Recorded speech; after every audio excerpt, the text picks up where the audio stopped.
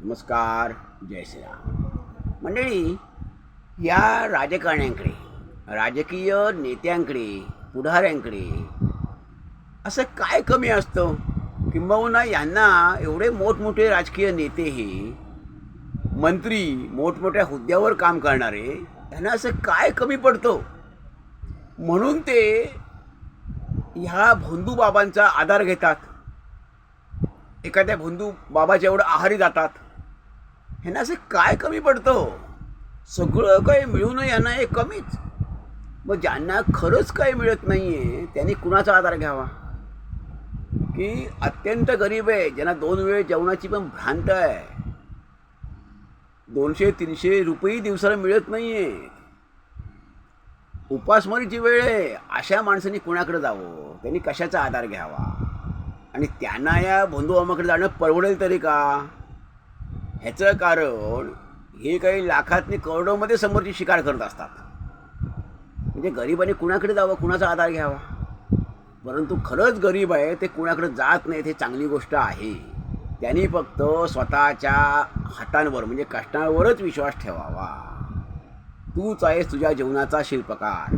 मोठमोठे नेते, महापुरुष, संत उपदेश करत गेले, निघून गेले, उपदेश करून निघून गेले, आणि आम्ही मात्र आहोत तिथेच राहिलो. मोठ्यांचा संदेश किंवा मोठ्यांचे विचार हे फक्त ऐकण्यासाठी असतात, आत्मसात करण्यासाठी नसतात. असंच सगळं दिसतं आहे.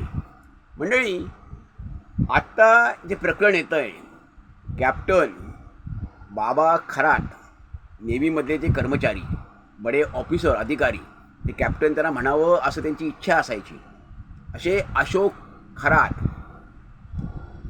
यांच्याकडे जाणारे जर त्यांचे व्हिडिओ, आत्ता 58 व्हिडिओ त्यांचे आहेत, ते आता सगळे काही उघडकीस आलेले नाहीत, एक एक उघडकीस येत आहेत, पण नावं एकेकाची, फोटो तर येत आहेत एकेकाची. तर जी नावं बघतोय किंवा जी चित्र बघतोय, फोटो बघतोय, की एवढे मोठमोठी माणसं, एवढे मोठमोठे नेते, मोठमोठे राजकीय नेते, समाजकारणातले, उद्योग क्षेत्रातले असतील ते आणखी वेगळे, चित्रपट क्षेत्रातले असतील ते वेगळे, पण राजकारणातली मोठी नावं ही त्यांच्याकडे जातात तरी कशी, त्यांच्या आहारी कशी जातात? ही एवढी मोठी मंडळी की ज्यांच्याकडे समाज एवढ्या अपेक्षेने बघतोय, आशेने बघतोय, ही मंडळी आपली बुद्धी कशी गहाण टाकते? अगदी ज्यांचा विवेक काम कसा करेनासा होतो, ह्यांचा विवेक जातो कुठे? हे आपली बुद्धी एवढी गहाण कशी टाकतात? हे बडी बडी नावं याच्यामध्ये आहेत. रुपालीताई चाकणकर, ह्यांचे त्यांचे फोटो आता सगळे पुढे समोर येत आहेत आणि ह्यांचं ते समर्थन करतात.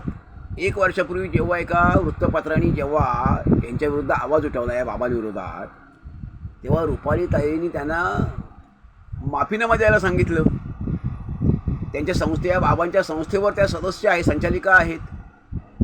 ह्या म्हणजे हे कसं काय? हे तुम्ही एवढा स्वतःचा विवेक, एवढी स्वतःची बुद्धी कशी गहाण टाकता?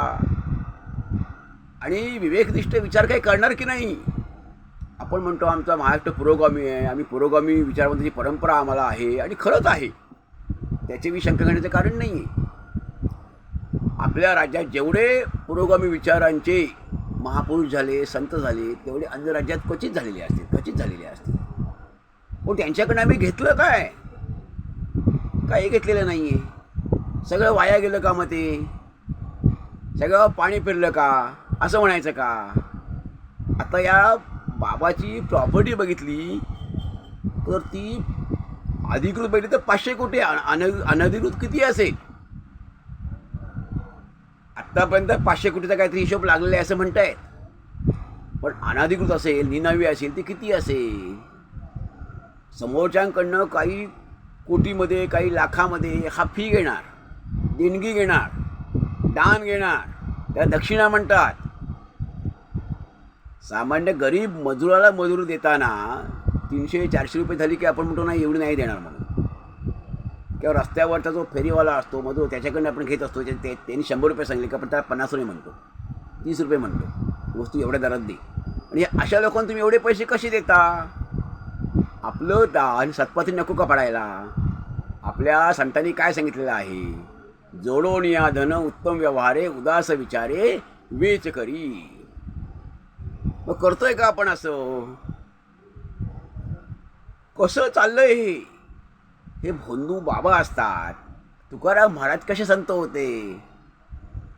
तुकाराम महाराजांनी संताची साधूची व्याख्या काय केलेली आहे? देव तेथेची जाणावा, तोची साधू ओळखावा. जे का रंजले गांजले त्यांशी म्हणे जो आपुले, तोची साधू ओळखावा, देव तेथेची जाणावा. हे खरंच आत्ताचे भोंदूचे तथाकथित साधू आहेत, बुवा आहेत. हे रंजल्या गांजल्यांना गोंजाळणारे आहेत का? त्यांना धीर देणारे आहेत का? त्यांना आधार देणारे आहेत का? की त्यांचा गैरफायदा घेणारे, उलटपक्षी त्यांचा गैरफायदा घेणारे आहेत, त्यांची लुबाडणूक करणारे आहेत? आणि असे साधू असतात का? साधू हा निरीच्छ असतो. तो मोह, माया, लोभ, मत्सर ह्या सगळ्यावर त्यांनी मात केलेली असते. त्याला पैशाचा लोभ नसतो. त्याला पैसा आणि हे सगळं सारखंच असतं. तुकाराम महाराजांनी म्हटलेलंच आहे ना की त्यांना धन आणि याचा काही लोभ नव्हता. हे संतांना कसला लोभच नसतो, कारण सगळ्याच्या पलीकडचे ते असतात. सगळ्याच्या पलीकडचे असतात. त्यामुळे त्यांना मोह माया काही नसते. ते या मोहाच्या बंधनात, मायेच्या बंधनात अडकत नसतात. कुणाकडून अशी सेवा करून घेत नसतात. स्वतः उलटपैकी स्वतः सेवा करत असतात. ते सेवाव्रती असतात. ईश्वराचे थोर भक्त असतात. आणि ईश्वराचा जो खरा भक्त असतो त्याचं वर्तन कसं असतं? तो अत्यंत निरीच्छ असतो, साधा असतो, त्या साधेपणा असतो. तो अत्यंत विनयशील असतो, विनम्र असतो. त्याचा काही देखावा नसतो, त्याचा रुबाब नसतो, थाटमाट नसतो. त्याच्या पुढे मागे 10-20 जण नसतात. त्याचा ताफा नसतो.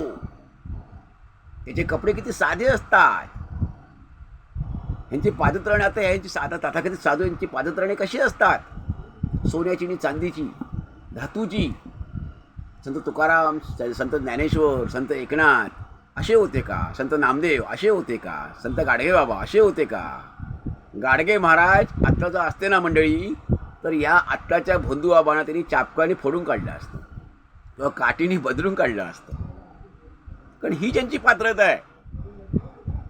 महिलांशी कसे वागतात, भगिनींशी, माता भगिनी आहे त्यांच्याशी कसं वागतात, हे सगळं आत्ताच्या ह्या भोंदू बाबा जो आहे, ते सगळी आता जे व्हिडिओ आहे ते बघितल्यावर सगळं लक्षात आलेलंच आहे. लक्षात आणखीन लक्षात येणार आहे की ह्यातून सुटका कशी होईल?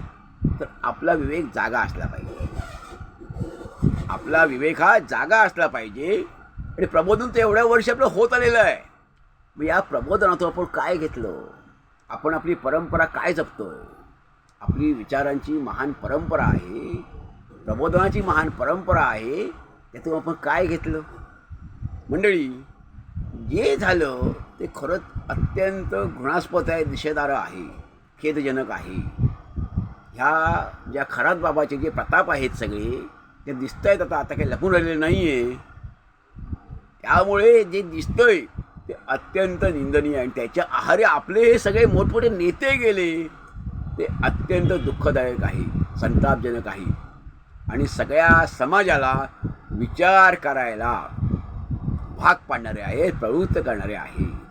त्यामुळे ज्यांच्याकडे आशेने बघावं, तेच जर असे असतील, ते ज्यांच्या आहारी जात असतील आणि बुद्धी स्वतःची गहाण टाकत असतील, तर मग समाजाने कुणाकडे बघायचं? समाजाने अपेक्षा कुणाकडून बाळगायची? त्यामुळे आपला सत्सद्विवेक बुद्धी आहे, आपली सत्सद्विवेक बुद्धी आहे, हिला सोडूनच प्रत्येक कृती आपण केली पाहिजे. मंडळी, आपल्याला काय वाटतं यावर? आपण यावर जरूर ऐका द्यावा. धन्यवाद. जय हिंद.